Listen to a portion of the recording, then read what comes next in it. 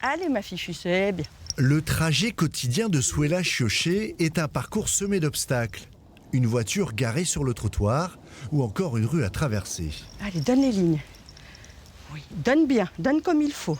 Le chien marque le passage clouté, donc il s'assoit, traverse, c'est bon. Et moi, j'écoute la circulation parce qu'en fait, c'est moi qui fais traverser le chien.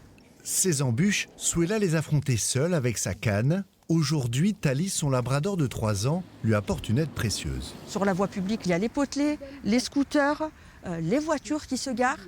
Et donc, à la canne, moi je l'ai fait, mais c'est le parcours du combattant. Et avec Thalie, au bout de 5 minutes, c'est fait.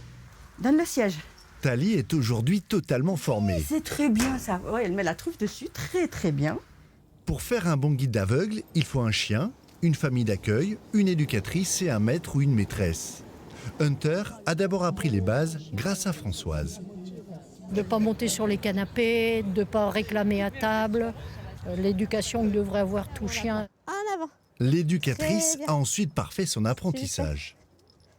Toute la spécificité du chien guide, elle revient vraiment à nous, éducateurs. Mais bien sûr qu'il faut absolument qu'on travaille tous dans le même objectif. On considère qu'il faut aux environs de 2 ans. Sylvie Renaudy, dont c'est le 3e chien guide, retrouvera grâce à Hunter son indépendance. On retrouve une grande liberté, voilà, de mouvement, d'aller vers les autres, une vie sociale. Chaque chien, suivi tout au long de sa vie, coûte 30 000 € à l'association Aliénor. En 40 ans, elle a permis de former 720 binômes. Mais oui, c'est très bien.